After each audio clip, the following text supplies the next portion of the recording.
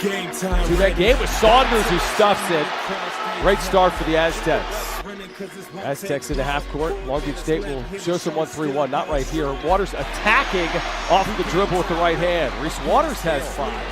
That's the true freshman. It's Butler in transition. And 1. Really good team basketball the last couple of possessions for San Diego State on the drive. Offensive rebound, and Parrish got a piece of that. They hurry ahead. Parrish galloping, stuffing it with the right hand. Wow. He's wearing that protective sleeve and has the steal. Jamel for Ladie. He's got 27. San Diego State 2-1, perfect at home.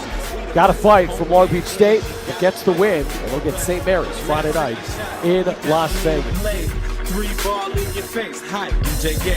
He's living the play, reliving all the replay. He's just leading the way to NC double. Hey, Billy White, Malcolm Thomas, Brad Caldwell, all blocking shots, got the team. All right, Aztec Nation, what is going on? This is the Sons of Montezuma podcast, Kiss the Rings episode, where we talk nothing but SDSU basketball. And of course, I'm your host, Mateo San Diego. You can find me at Mateo San Diego on Twitter. And, well, gotta play my little theme music. I'm an Aztec Warrior, and I am joined by 2 fellow Aztec Warriors. One man you cannot stop, you can only hope to contain, and that is up above. He's got the cap on today. That is Master Fiend. SD Sports Fiend. What's going on, Fiend? Hey, man. How you doing?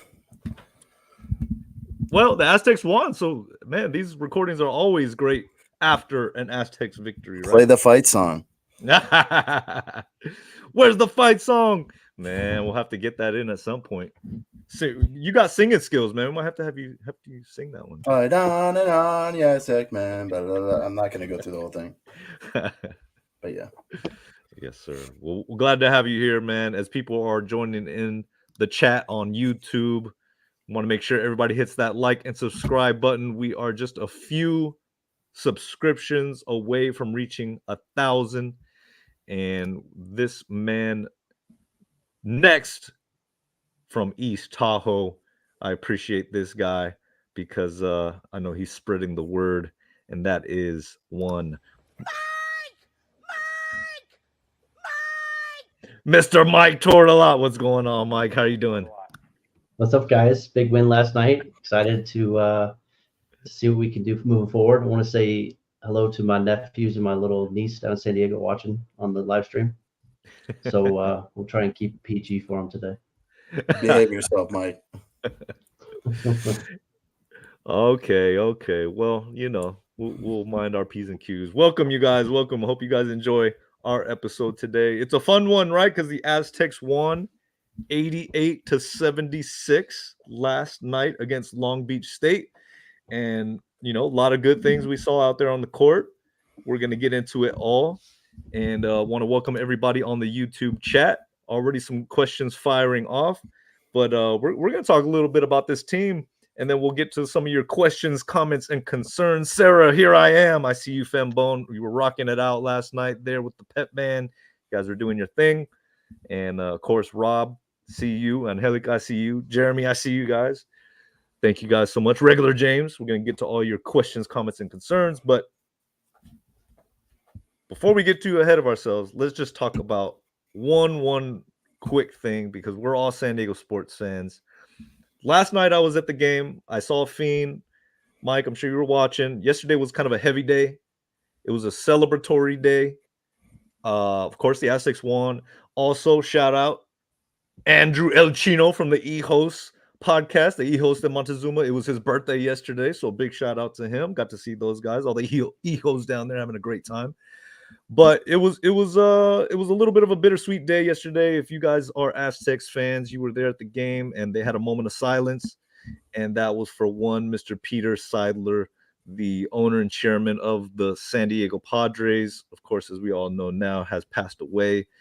And you know, for me personally, I knew everybody kind of knows he had been he's a cancer survivor, but also dealing with some issues recently. But it was a very much a big shock to me. I didn't see that coming. And so after the Aztecs victory, all the Ehos were like, we're going to Petco. Let's go. And it was almost about 10 o'clock at night, right? We all jumped. Some of them jumped into the Sons of Montezuma mobile van.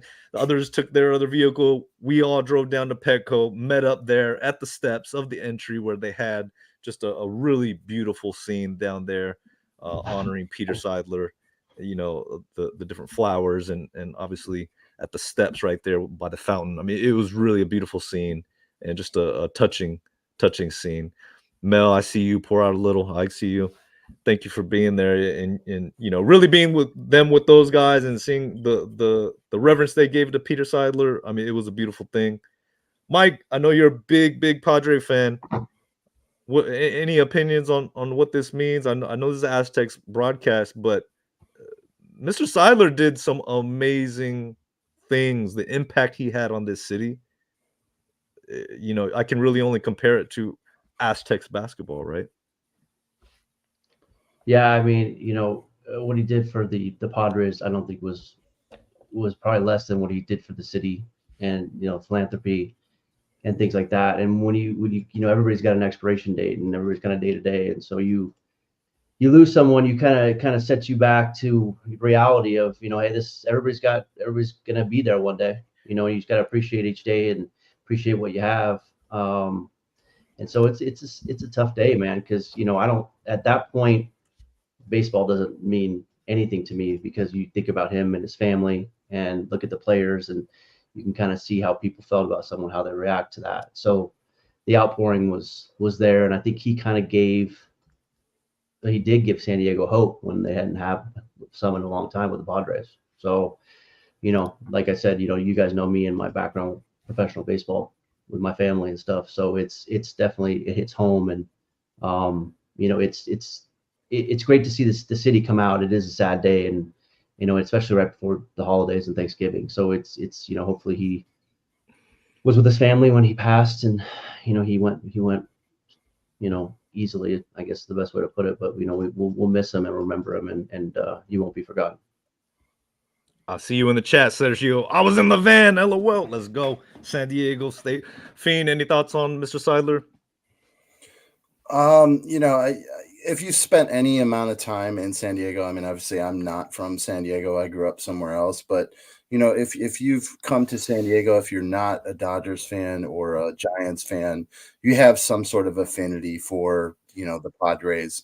And you know, this is we have a major sports team in this city, but it still has that kind of small town feel to it, where sports teams are kind of interconnected. And so it does seem more like a smaller town family than it would maybe in a bigger city. So I'm just glad that they did the tribute, you know, to him. It was very nice.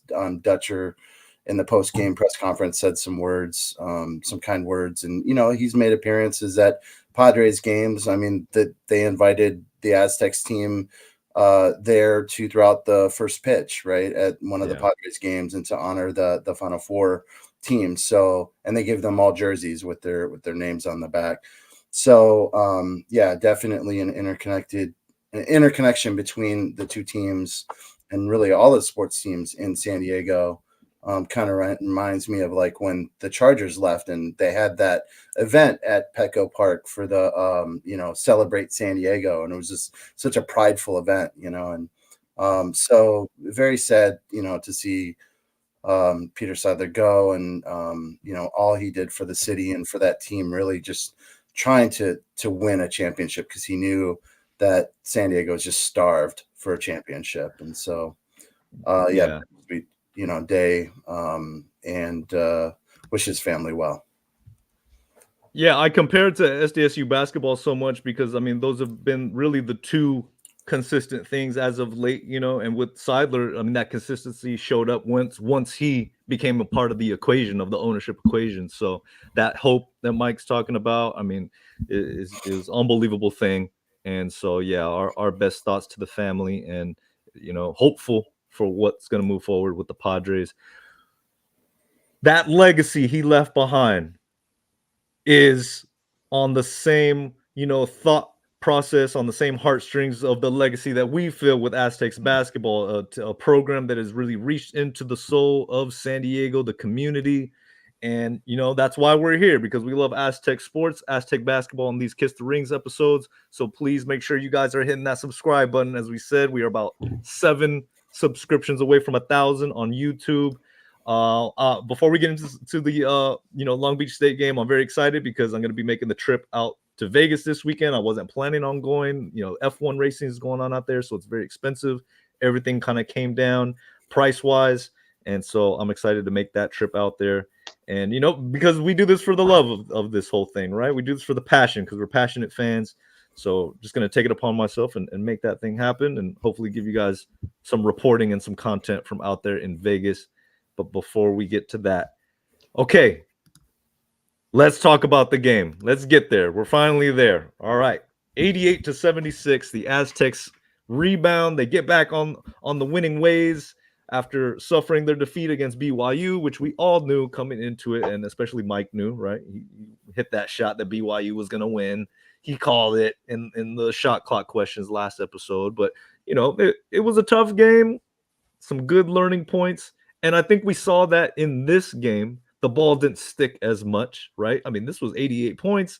Some people weren't happy with that 88-point total, or didn't think it was as exciting. But, it was an exciting game. It was an exciting game, right, guys? I mean, come on. Fiend, any first impressions?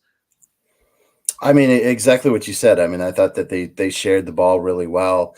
Our starting five continues to dominate. I mean, remember last year when we would talk about how the starting five, we'd have debates about should they change it up, who should they put in the starting five? They don't need to change anything with that starting five, because that starting five is kicking ass. I mean, I think I put on Twitter that they're like plus 39 for the year and through 3 games while they're on the court together. The team itself is like plus 29. So every other combination within that roster, within those lineups is minus 10 while they're on the floor combined. And so I'm just really impressed with how the starters have played. I mean, we have 5 guys, all our starters in double figures. I mean, obviously monster games from Parrish, Waters, Ledee especially. I mean, definitely the MVP. So it's really, really promising to see how they're coming out of the gate strong, the starting 5. Okay, so you talk about the starting 5. That's a perfect lead in, because let's talk a little bit about each of these guys, man, because there were some really, really nice performances. As we're talking about, some of the highlights we see here. I mean, I'm looking at Reese Waters. He started the game off so nicely, man. He's got such that smooth stroke, and to see him hit those shots very early on, taking the ball to the hole, and then obviously hitting the threes. Like, Mike, you got any thoughts on Mr. Waters and what we see here with these little brief highlights? Dude, I mean, he can just create a shot whenever he wants, man. Like, you watch him, and he's just, that he got in a couple little bit of foul trouble there pretty early, but the refs are calling it tight. But I mean, you just watch him off the dribble, off the pass, kind of everything he wants to do, get into the rim, shooting it. Him and Butler just can kind of get any shot they want, really, is what I'm seeing so far. And that's huge to do, because that takes pressure off everybody else, because everybody's, dipping down on the D and double teaming and triple teaming him and stuff. So, I mean, he's a unbelievable pickup, man. Like, he is we're starting to see why he was the 6th man of the year in USC last year, and now he gets even more playing time, and he's gonna be something special.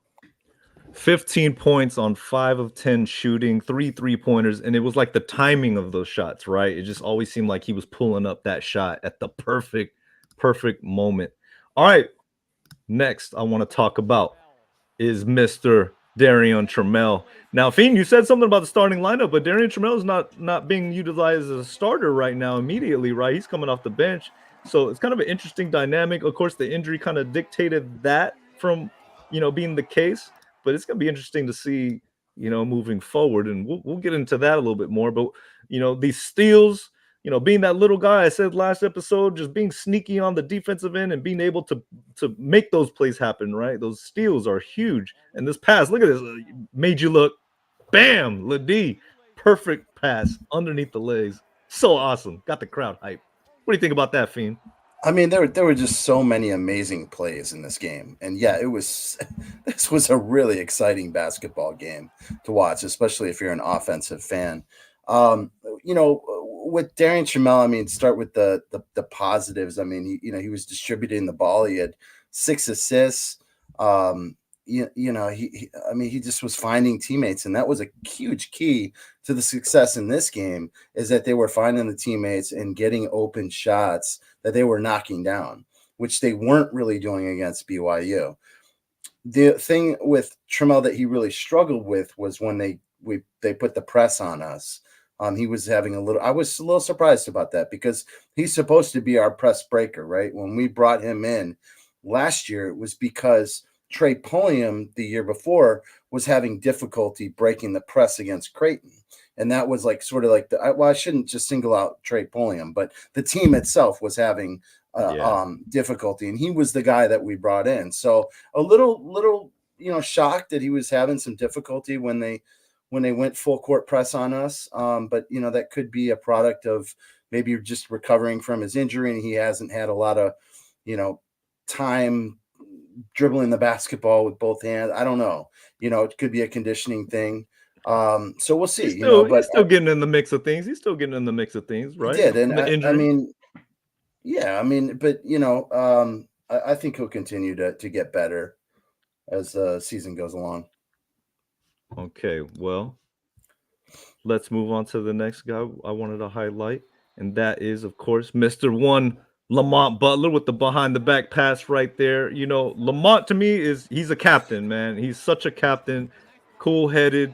He's an assist man. You can see him slowly, really, really starting to turn into that guy that he's really looking to get other guys the ball, and, of course, hitting those threes. Last night, he had a couple threes at the perfect opportune times. 14 points, 5 of 10 shooting, had 2 of those 3-pointers. And yeah, man, I mean, he just does everything very well. I don't, like Mike always says, right? I don't worry about Lamont. Lamont's going to be great. Any thoughts on that, Mr. Mike Tortolot? Lamont's Lamont. I mean, plug and play. You know what I mean? You know what you're going to get from him. It might not be like the stats, triple doubles and stuff like that, but 14, 4, and 2. And he just played well. I mean, he's played well. And, him and Jaden are actually all the starters. Like Fiend said, you don't have to really worry about them. I mean, it's the first time all 5 starters have been in double figures in last 108 games. I mean, that's been a long time, man. And you know what I love about that game last night?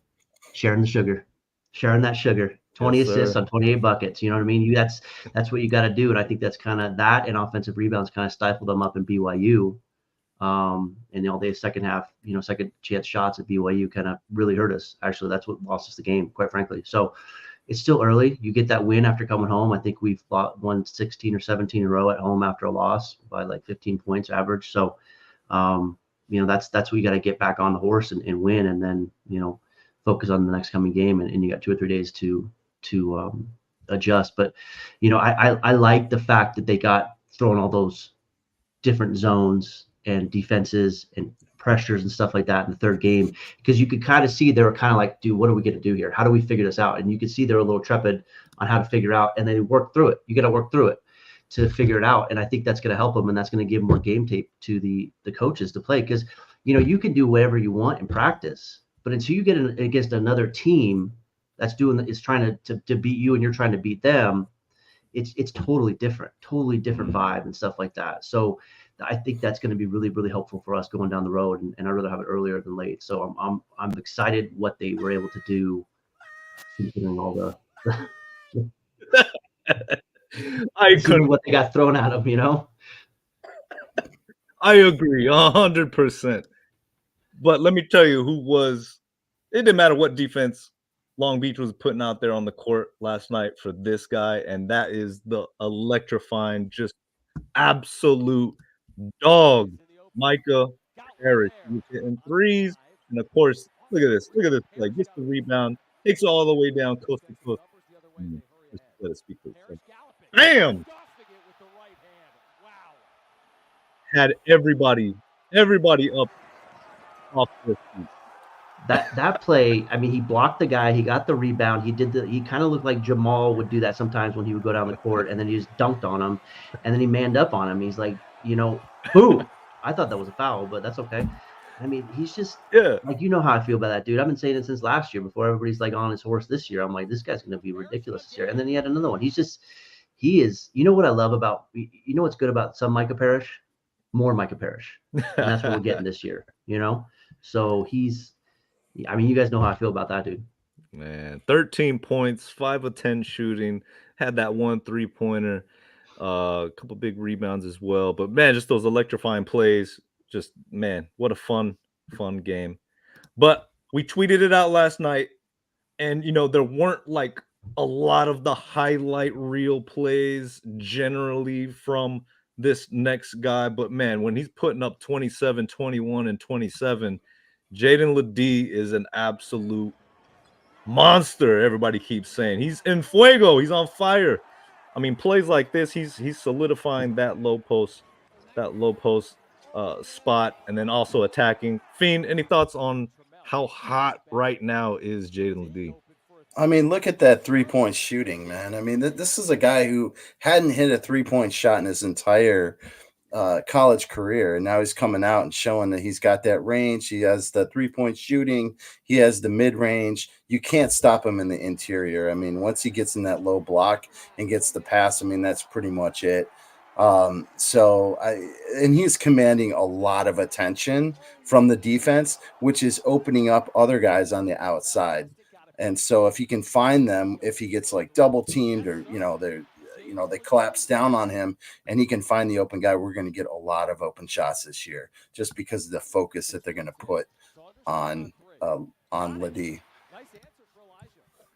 So obviously 27 points, 10 of 10 free throws.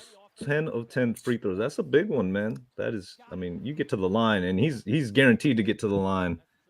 Jeez, at least 8 times a game, you know what I mean? How many of their bigs fouled out yesterday? I mean, towards the end of the game, I mean, they were all fouling out. And most of those fouls, were committed on Jaden. So it's just impressive, this run that he's had, 20 plus in every single game, plus, double doubles. I mean, he's playing, honestly, not just at a Mountain West Player of the Year, but consideration for All-American if he keeps up those numbers. Very true, very true. Regular James, the ball movement for all 3 spots on that and one was nice. And I think, we talked about that. The ball movement is the key, man. I mean, a lot of times before this season began, everybody was trying to compare it, to the Yanni Wetzel team, having that type of a makeup. And one of the things that stands out is that ball movement on that year's club. I mean, spreading the ball around, as Mike says, sharing the sugar. Sarah, I like the kick step. Yes. Well, Jaden had a milestone last night, man. He's only the second player in the Dutcher Fisher era to have 25 or more points while making a 3 and it being perfect at the line. And the only other guy to do it was Brandon Heath. Wow. Those guard skills, man. That's crazy. Like, as you build a program, those stats start to go, those kind of keep going up and we just keep doing them and stuff. So, I mean, that's 10 of 10 from the line, a 3 and 20. The guy is he's on a different level right now.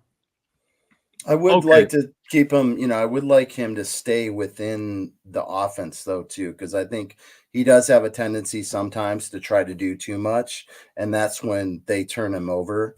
Because he did have, some turnovers. I just feel like there's times, especially it seemed like in the BYU game where he was just trying to do too much. And we saw that last year too.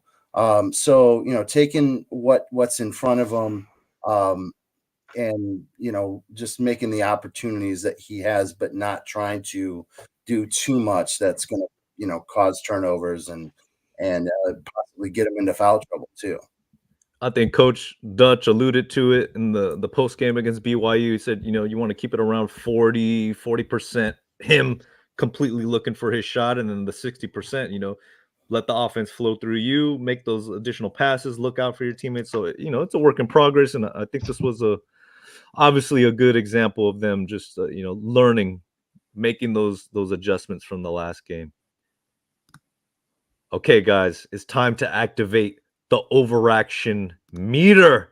The overaction meter, though, because there's always going to be those berries out there that are looking to, make their assumptions on every single player, and 3 games in, and they're already saying, this and that, and so let's see. Fiend, what would be maybe the biggest overreaction that one may have on this team? Because I hear a lot of people talking about the bench players. You brought it up. The starters are scoring, they're moving the ball. But let's talk about the bench, man. So, I mean, I think that is not true, that the bench is not playing well. I think they are playing well. And the numbers really back that up. I mean, if you look at the bench players last night, they had more assists than the starters did combined. Okay. And they only had, so they had like what, 11 assists and like maybe 5 turnovers. So that's a pretty good ratio of assist to turnover, where with the starters, they were 1-to-1. But the reason why people are really harping on the bench is they're not scoring. Well, that's because they're not hunting shots, and they're facilitating for the starters who are getting the points. So you're going to see a large disparity there between the starters' points and the bench points, because the bench guys like Jay Powell, guys like Miles Heide, Darian Trammell, are trying to facilitate for others. I mean, there was back-to-back plays where Jay Powell had beautiful passes, one to Reese Waters, one to Butler, where they had wide open threes that they knocked down. And so I don't think that's fair to them to say that, they're not playing well because there's such disparity in the scoring between the bench and the starters. Yeah, you'd like to have a little more balance, but isn't the object to put the ball in the hoop regardless of who's doing that? And so that's what the Aztecs are doing. It's just the starters are doing it way more than the bench. Some really good points there. I love that angle you're coming from, because I mean, the most experienced guys are the starters. They've played together, made the Final Four run together. So to expect, a newcomer like a Jay Powell or a Miles Heide, who's a freshman, to come in and light up the scoreboard, I mean, it's just not realistic. You know what I mean? If you're a freshman, you got to earn your keep. And I think Miles Heide in particular is really impressive to me throughout these 3 games. Obviously the body size, being able to bang down low and muscle around. That was one of my concerns coming in this game, was rebounding, and our guys just did very, very well when Heide was in there, when Elijah Saunders was banging around down there. They muscled up. Those are the areas of the game that they're going to focus on and how they can contribute. So awesome points there, Fiend. Mike, Thanks. Anything overreactionary that do you feel there are some areas that we should be overacting about, or is it like just chill out? I mean, it's 3 games in. You're trying. Dutch is trying to figure out his team, and so are the coaches and stuff. You could have all the practice in the world, but like I said, until you get in the game, you don't know what you need to work on and what you're gonna see defensively from other teams. So now that you keep getting different stuff, you can work on different things and see what guys are doing well at, what they're not doing well at, what different lineups are doing well together. I mean, we talked about the starters, but we didn't talk about Elijah Sanders. I mean, he had a great game too. I mean, he's been solid, like just really solid, coming in, doing his thing. So I've been impressed with him. So I think, once we don't know about this team yet. Last year we had a good idea because those guys have been there for a long time, but you have enough new blood in here that you're trying to figure out after those starting 5, what 6, I guess, with Trammell, right? Is what do they got? What can they do? What can't they do together? And what complements each other? So, it's too early to kind of nitpick anything, because who knows what's going to happen next game. The only thing I'm worried about is the offensive rebounding that we give up, because if we struggle with that, we're going to lose a lot of games. Jeremy, I see you in the chat. Fiend has been spot on with J Powell from day one.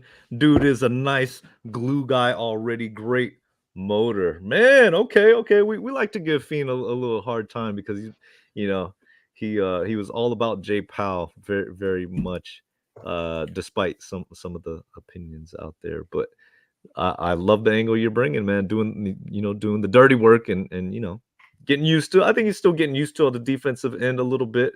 Getting adjusted. Yeah, he's just such a great guy to have, like, especially when they're trying to run the press.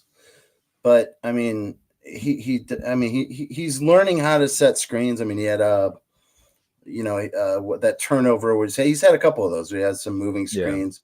But I like how team oriented. He's just a team guy, and he's not taking bad shots. He's not hunting shots. Yeah. He's all about the team, and really kind of reminds me a lot of a Rope.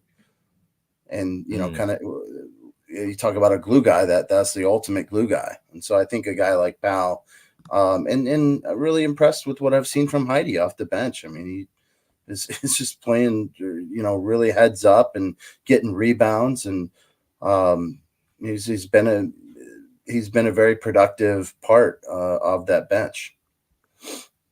Very well said. Very well said. All right, everybody. We want to thank you once again for joining.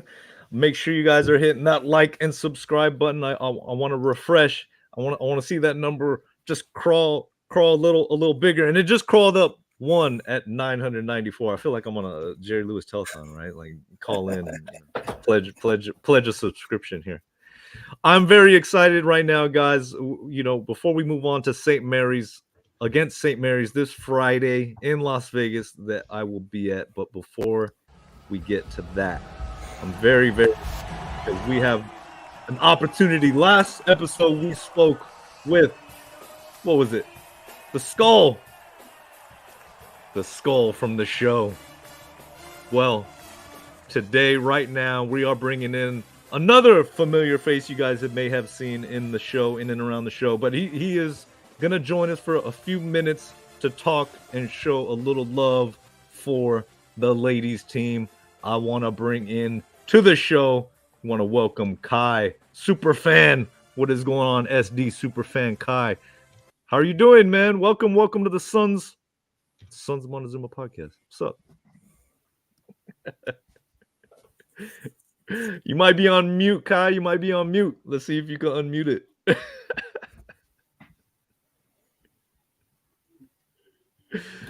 No.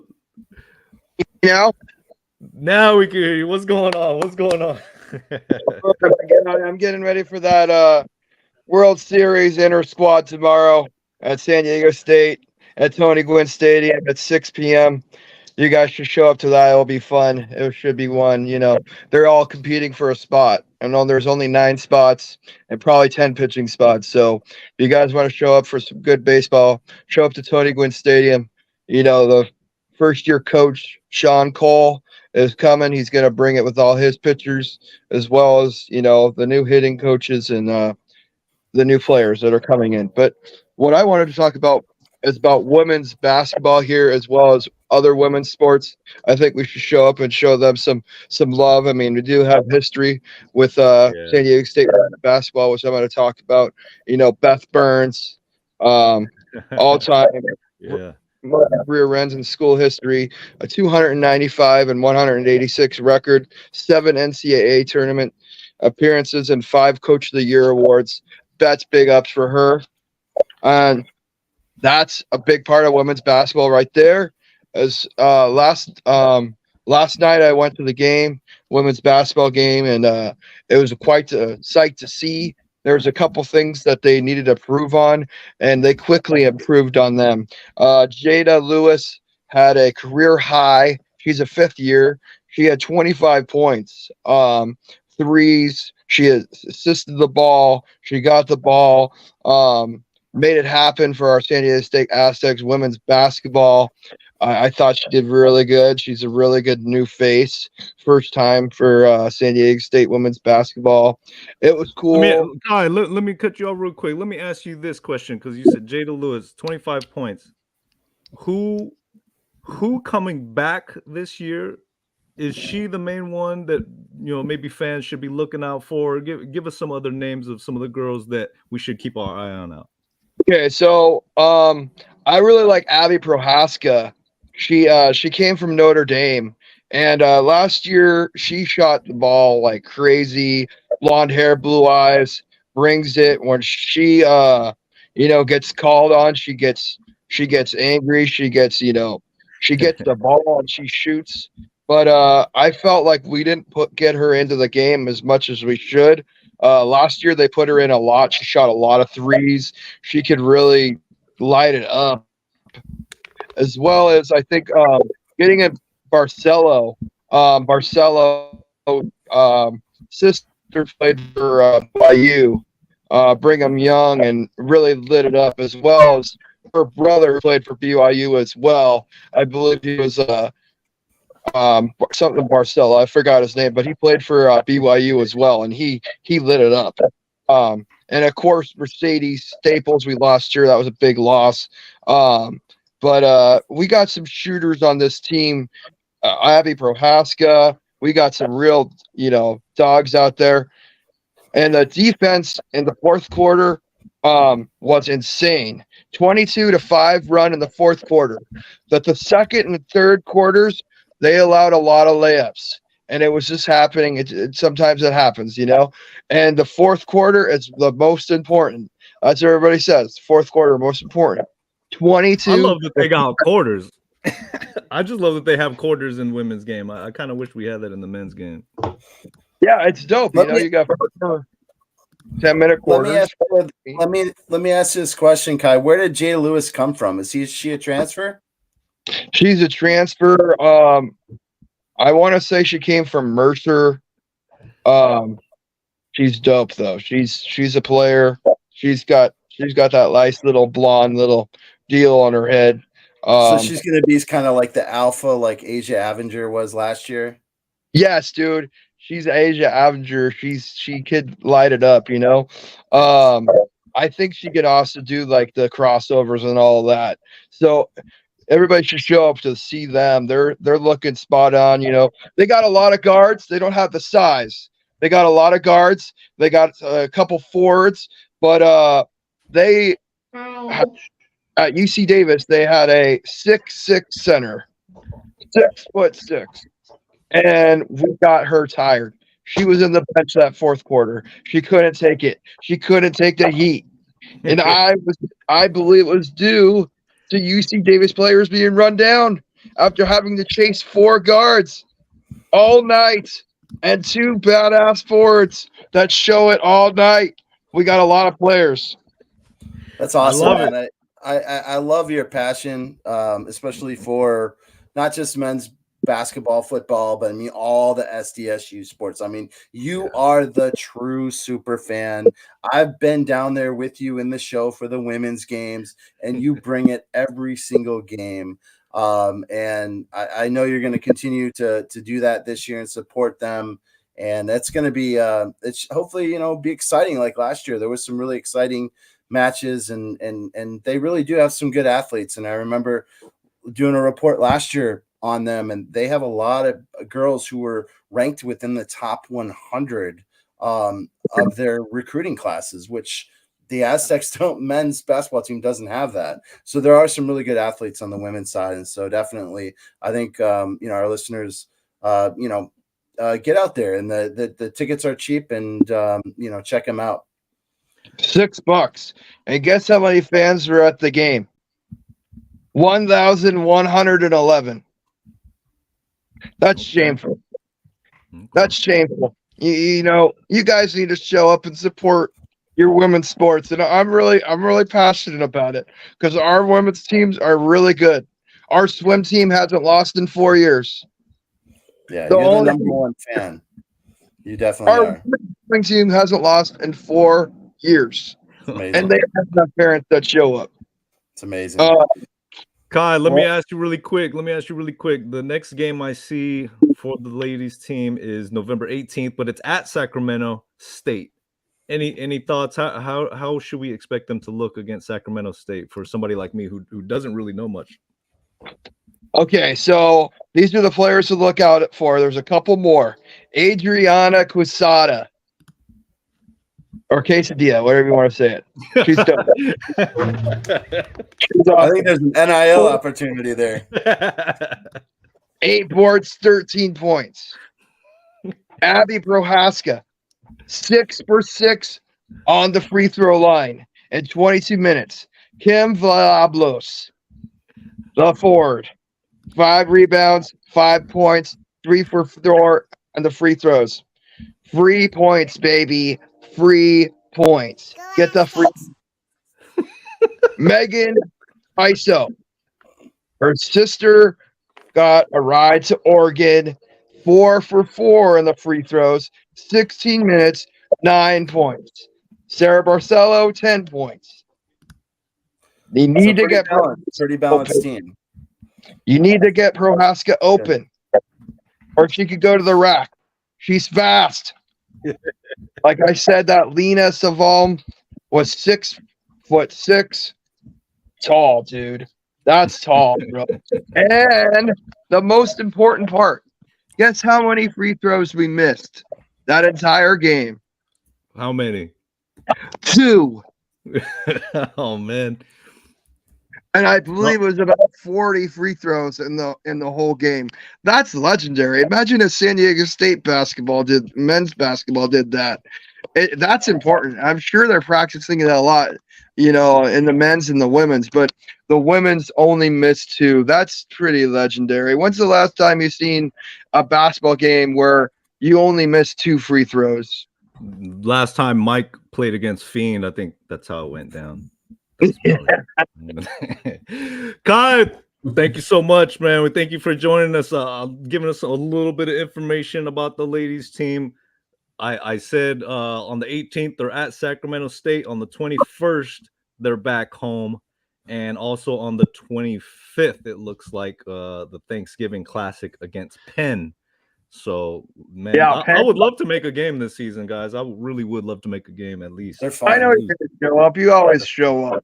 You guys show up, man. You guys are passionate. Yeah. We love the way you support our teams, and we love how you bring out the, exposure. It's good to have exposure in San Diego State sports, and we get it a lot from you guys, and we appreciate you, and we love you, and obviously we rep that Sons of Montezuma all day, every night. Rep out your city, San Diego. It's all about that. And if you guys want to come out tomorrow to the Inter Squad World Series Red versus Black baseball game, show up at 6 p.m. It's gonna be sick. All right. You guys heard it from SD Super Fan Kai. I want to thank you again, man. We'll talk to you soon. All right, bud. Yes, show up. Watch the basketball team. Both sides for both good. Let it up. Light up the atmosphere. Get it electric. Get it loud. That's what we do, baby. And I'm out. Okay. I love it. Do we know if does he still have that blue spandex bodysuit that he used to wear to games? Do you remember that? Do you guys ever saw that? No, dude. I remember I came down. He's got a bunch of different costumes that he wears. Oh God! I remember I came down with my dad. He's got goggles. He's got, just all kinds of stuff that he wears. He was in our seats one time before a game, just hanging out before we got there. My dad and I came down. And we're like, "Who is this character?" Right? And he had that bodysuit on, and then he moved over and he was doing the whole thing. And I think he got hurt one year. He was on crutches and he was still doing his whole deal. And I was like, "This guy's intense, man. This guy's wild." Love to see the passion. That's great. Yes, sir. Yes, sir. I appreciate Kai for coming in, man. He's super diehard. Okay. Fiend, this Friday, the Aztecs team they're in Vegas. I will be there in attendance to play St. Mary's. Is that right? St. Mary's. They beat us last year. We were all there in Arizona to watch it. We were so angry, like fuming after that game.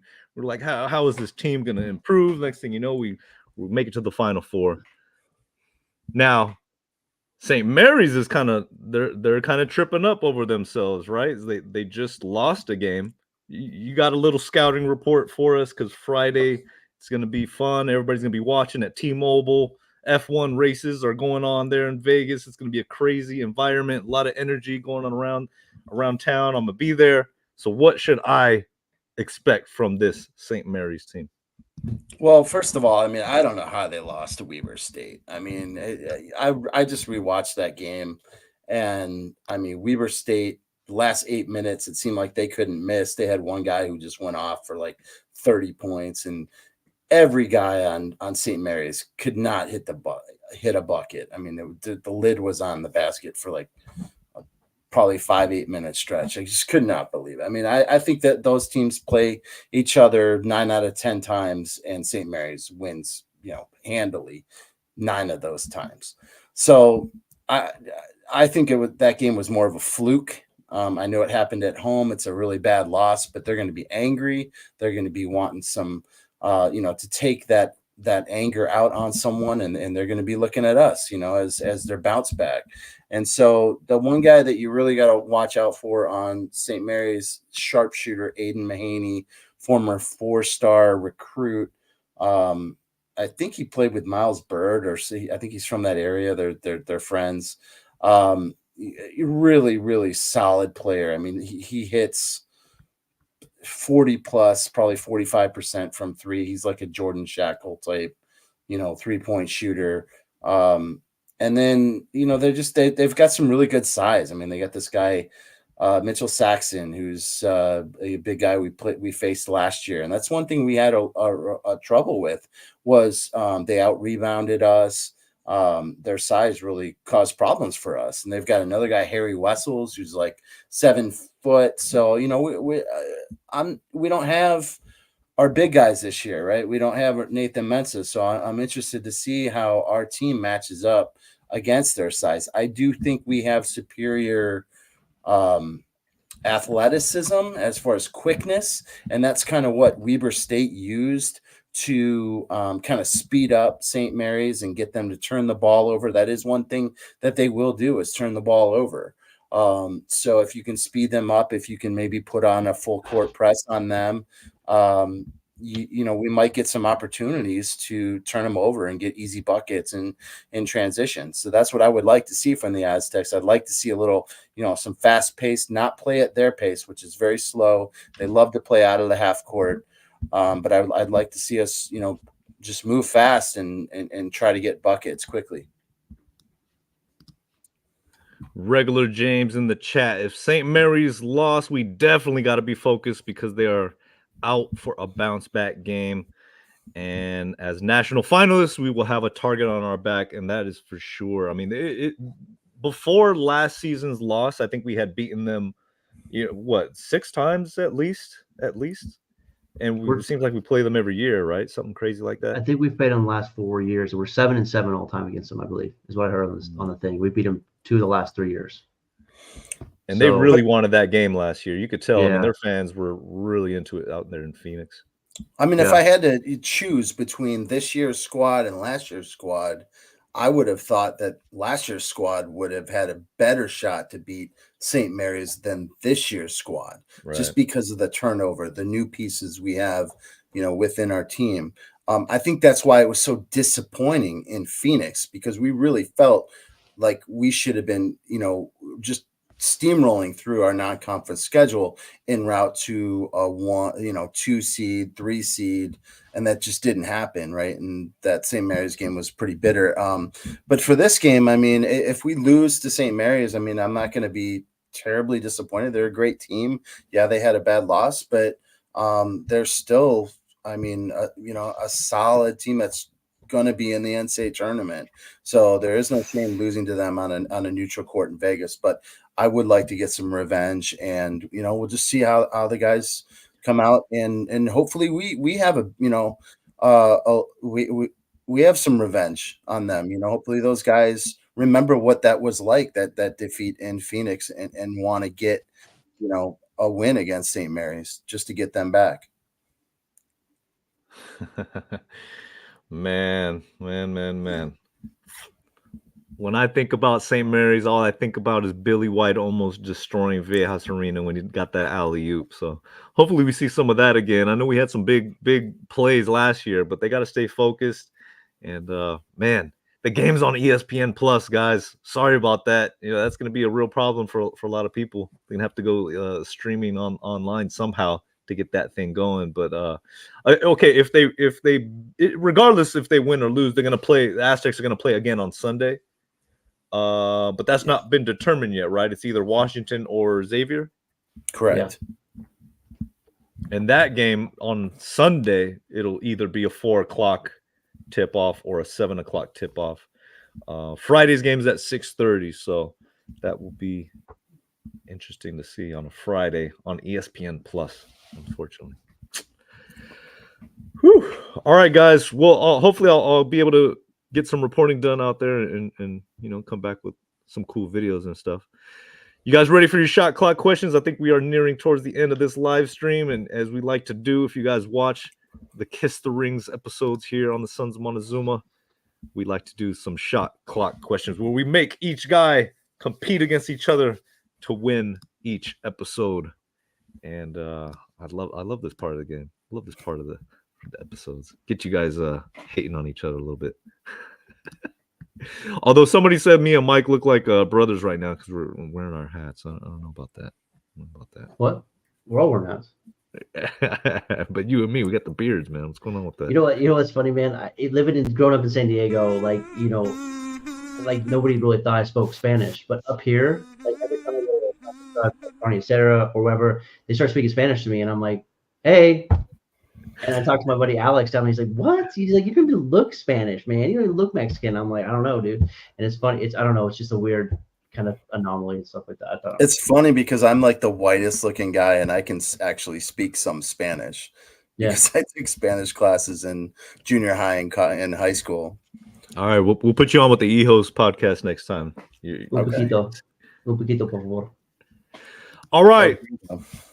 Time to shoot your shot, guys. It's time to shoot your shot. Mike, I'm going to let you go first this game, this round, 3 rounds. And let's see. All you guys in the comments, make sure you guys are commenting on who won each round, who hit the shot. El Diablo Gringo Fiendo. All right, Mike, you ready? Yeah. All right, first question. Which Aztec player this season, already 3 games deep, has surprised you the most and how? All right. Think about it. Shoot it. Reese Waters. I mean, I didn't know what to expect from him. I hadn't seen tape on him, but he's just been so consistent. 15 points in each game. And last game, he played 3.5 minutes in the first half. He still came up with 15 points, So his consistency is going to be very, very important going forward because you again, set and forget, But he has been a really, really pleasant surprise, and I'm really happy with him. I mean, shooting 100% from the free throw line doesn't hurt either. So that's my guy. All right. I like that answer. Reese Waters. We got to think of some good phrases for Reese. Well, definitely, you should have like a Reese's peanut butter cup or something in the show, right? I would think. I mean, water in the bucket. He always gets buckets. I don't know. What about don't go chasing Waters as he balls? No, is that TLC? Well, before he dropped the Dixon, I mean, there was definitely some thoughts about what you could put in the show as far as signs, but. But now he's just Reese Waters. Okay. All right, Fiend, it's your time up. Which Aztec player has surprised you the most and how? Are you ready? I'm ready. All right. Everybody, make sure you guys are listening. After Fiend answers, let me know who won. Shoot it. Mike actually stole what I was going to say. Reese Waters is the guy that I am most surprised by this year. I know he was the 6th man last year in the Pac-12, but I did not think he was going to be this good offensively. I thought we were going to have a big drop off from last year with Matt Bradley, and I am just totally surprised. Stop trying to throw me off my game, Mateo. But he is amazing defensively, offensively. His 3-point shot, Reese Waters. He's been blowing my mind. Wait, hold on one second, guys. The rules are.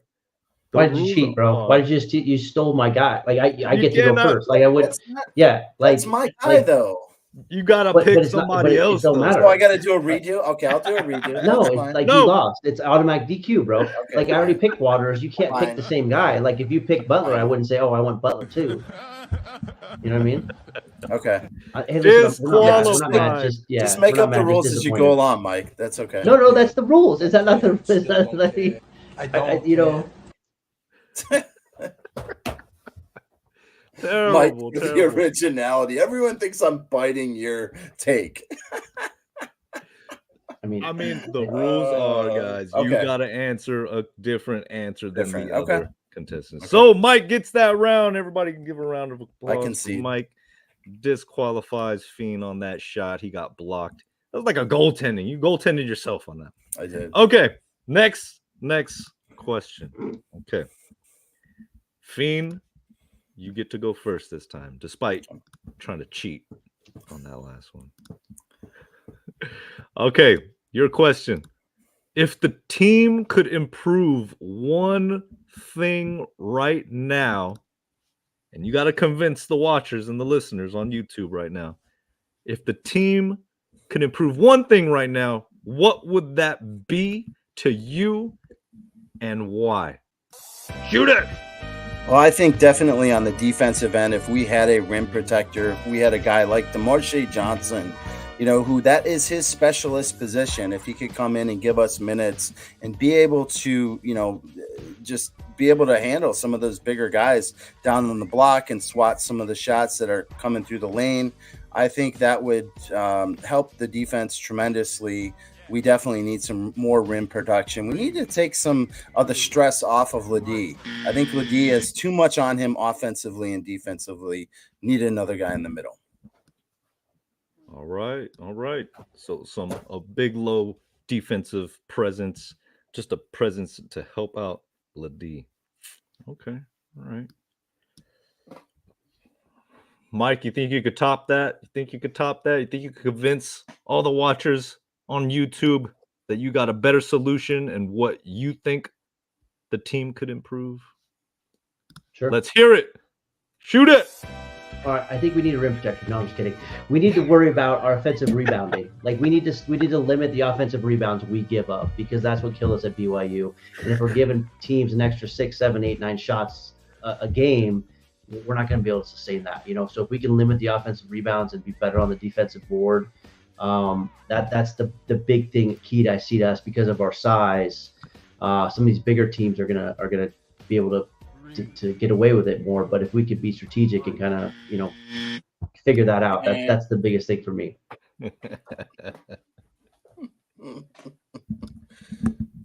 You guys kill me, man. You guys kill me. Woo! Good answer. Good answers, both sides. I'm not sure who wins that one. But we're not getting any responses in the chat, so I don't think anyone really. You guys are messing around with everybody on here, man. Regular James Fiend for this round. Mike puts his no name in that. Are we not allowed to vote? Michael, you can't vote for yourself. Oh, okay. You're automatically DQ'd for voting for yourself, man. Trying to stuff the ballots.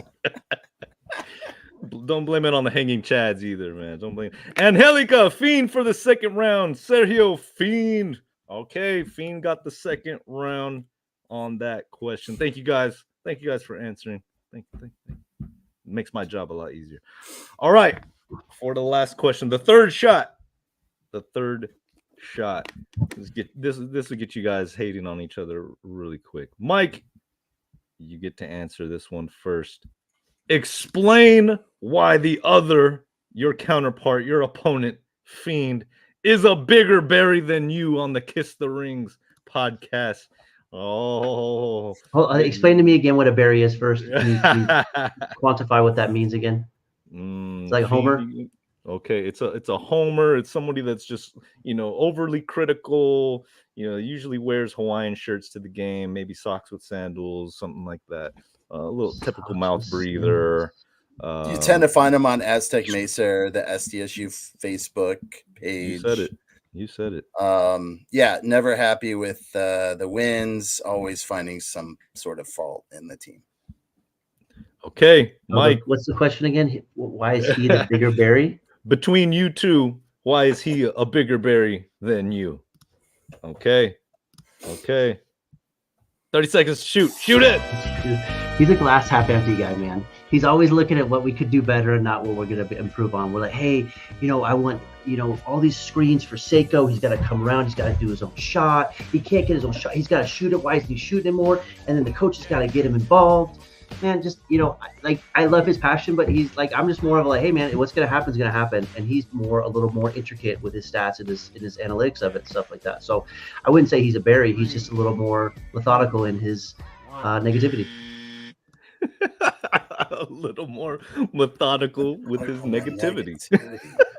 I can't wait to hear what's going on here. I think I'm going to push this on pause and then leave and come back. Matt causing chaos between the group. Insane in the membrane. All right, Fiend, you know the deal. You know the question. You know what a berry is. No explanation needed. Hopefully you're storing up some ammo there. Shoot it! I mean, Mike is the definition of a berry. I mean, this guy is always giving cold water takes. He's always like, I don't care. No, I don't care. You give him stats, I don't care. And just the definition of negative when it comes to Aztecs. I mean, I think the guy is 100% berry. And that's all I have to say. 3, 2, 1. Do you believe anything you just said is accurate? Yeah, I do. Oh, you got family in this chat, man. That's not fair. That is not fair. I don't. A little more methodical in his negativity. Yes. I don't believe I've been negative towards this team for the most part. Yeah. If the comments don't break up the decision, I may have to step in on this, but we'll see. That's 100% accurate. I vote for Fiend. That's a tough one. This is a tough one to rule. That actually is a really tough one to rule. So I got. What's going on, Fiend? What were we gonna say? No, I was just saying. I mean, I send him memes of him pouring buckets of water on a guy's head, and it's like his head is the bucket of water, and SDSU basketball is the guy that's getting the cold water dumped on him. So, yes, he's a berry. But it's not about the team; it's about your take on the team that I don't like. So it's kind of, you know what I mean? It's a semi non sequitur. Okay. That's too hard of a one to judge. So I got a follow-up question, a follow-up shoot your shot question. Here we go. All right. Okay. We have all seen by now Mr. Draymond Green and his antics once again, getting Gobert in the headlock there, and chaos ensued. And it was this whole thing. I love these brawls, man. We're from the 80s. We are kids of the 80s, and NBA used to have some real brawls. This was a headlock, though, and I loved it. Every minute of it. I love to see all this craziness. Guys, each of you will get your chance to either defend or criticize Draymond Green's suspension of 5 games. Was it too much or not enough? Now, since Fiend was cheating in this game, in this shoot your shot game, I'm going to give Mike the first choice to pick which side he's going to defend or bring the hammer down on Draymond Green. Look at that headlock. Klay Thompson's tripping. I love it.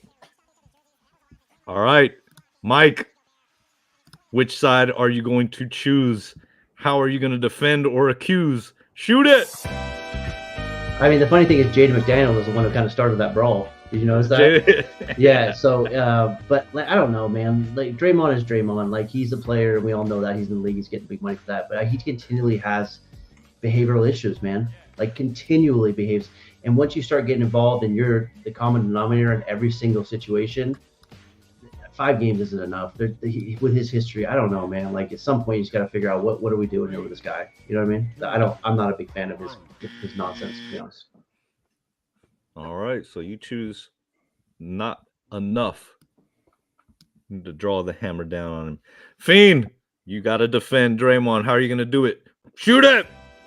I mean, I don't think Draymond should get that suspension, that long of a suspension, because he's just protecting, or he was really upset about Rudy Gobert when he basically shut down the NBA with putting his COVID germs all over the microphone when he had COVID. And, that's justified. He was just mad about it. I probably would have done the same thing. So, get that COVID loser out of there. And Draymond, thank you, buddy.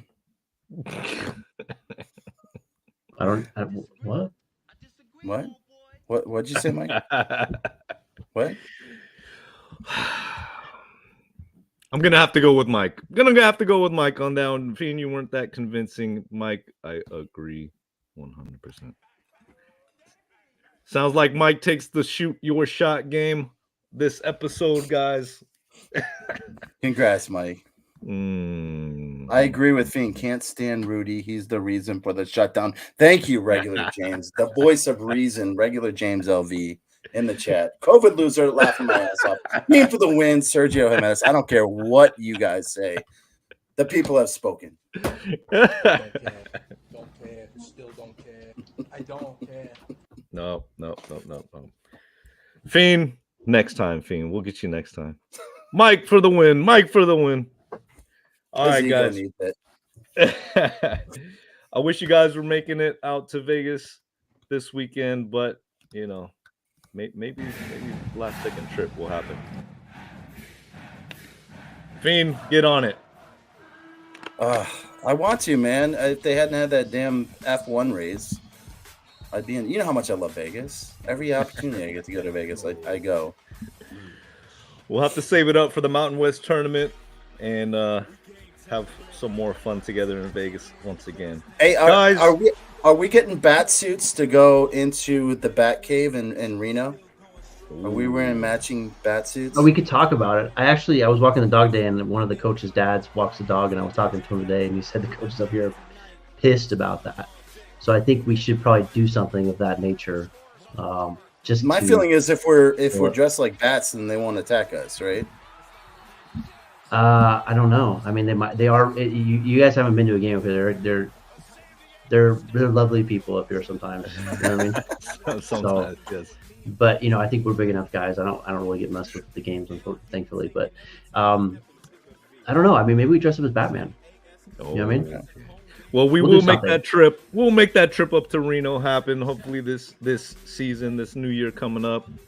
Guys, thank you guys for all your support, spreading the word, hitting that subscribe button. We're still inching our way towards 1,000, and hopefully we'll be able to share some more things from Vegas this Friday. The Aztecs against St. Mary's, and on Sunday maybe Washington or Xavier. Okay, got all that out. Thanks again for joining. We'll see you guys another time. Until then, well, go Aztecs. Go Aztecs. Go Aztecs. Welcome to my gym where the crowd stays heavy. Keep the bus running because this won't take long. All right, see you guys. All right. Good night, fellas.